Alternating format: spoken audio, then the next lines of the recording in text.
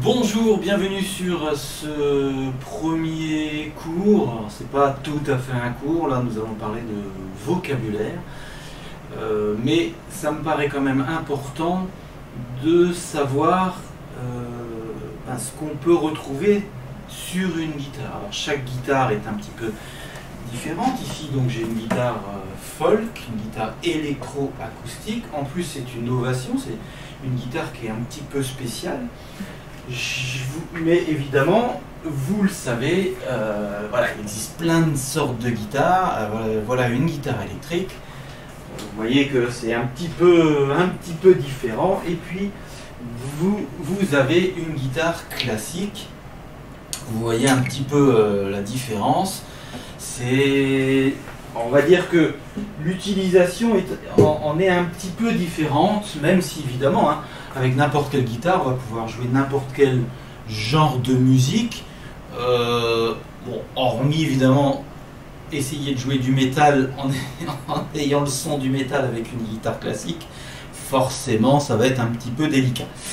Donc, cette vidéo va être simplement consacrée à ce qu'on retrouve sur sur une guitare. C'est du vocabulaire tout simplement.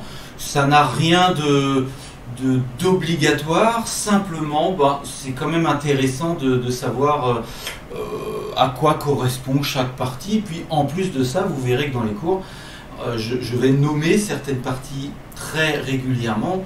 Ça serait mieux de savoir de quoi je parle. La guitare, elle se compose de la caisse, du manche évidemment, la tête de la guitare. Alors pour démarrer, parce qu'il faut bien démarrer à quelque part, nous avons ici le mécanisme avec les clés, j'appelle ça des clés, mais après évidemment le vocabulaire il peut changer en fonction des personnes, il peut y avoir quelques différences, mais dans l'ensemble on utilise à peu près le même langage. Donc nous avons des clés donc, qui servent à accorder la guitare. Nous avons ici le silet de tête, c'est le petit objet qui sert à reposer les cordes. Nous avons donc le manche avec les frettes, ce sont les parties métalliques. Vous avez donc ici les cases ou touches, voilà, c'est ce qu'il y a du coup entre les frettes. Nous avons les repères de touches. Alors, les repères de touches, c'est ce que vous avez. En fait, alors elles sont pas, toutes les guitares l'ont pas forcément. La plupart l'ont, mais certaines s'arrêtent à la 7e case. D'autres à la 12e, là vous voyez qu'il y en a un peu plus encore que la 12e. Vous avez aussi des repères qui sont sur le côté. Alors je ne sais pas trop si sur la vidéo ça va se voir. Vous voyez des points noirs que vous avez sur le côté. Là, ce sont les repères de touche, c'est tout simplement, ça permet de savoir où est-ce qu'on en est quand on est en train de jouer. Est-ce qu'on est à la 5e, à la 6e, à la 12e, etc. C'est vraiment très pratique, même au bout de 35 ans de guitare, je vous assure. Ensuite, nous avons donc la table d'harmonie. Nous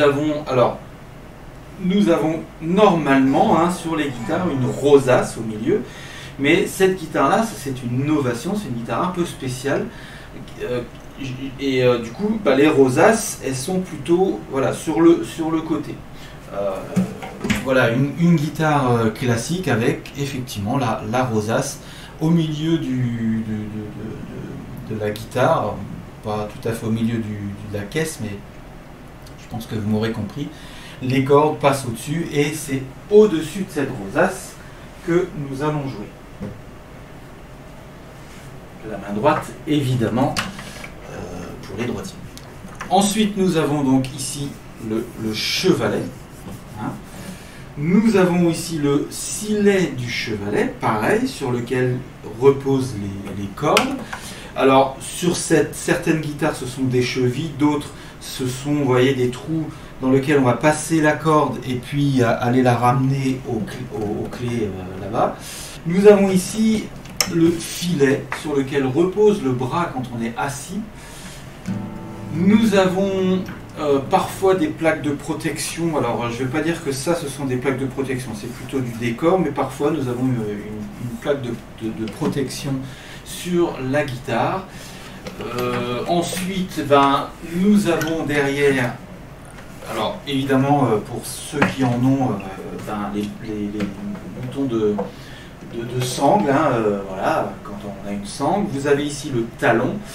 Vous avez évidemment le dos pardon, de la guitare. Et puis ici, ça s'appelle des éclisses. Voilà, en gros, on a fait le tour de la guitare. Alors c'est vrai que, évidemment, est-ce que je vais souvent utiliser le mot éclisse? Est-ce que je vais souvent... Ah oui, et puis nous avons ici, pardon, le pan coupé. Alors est-ce que je vais souvent utiliser le pan coupé? Est-ce que je vais souvent utiliser le talon, etc.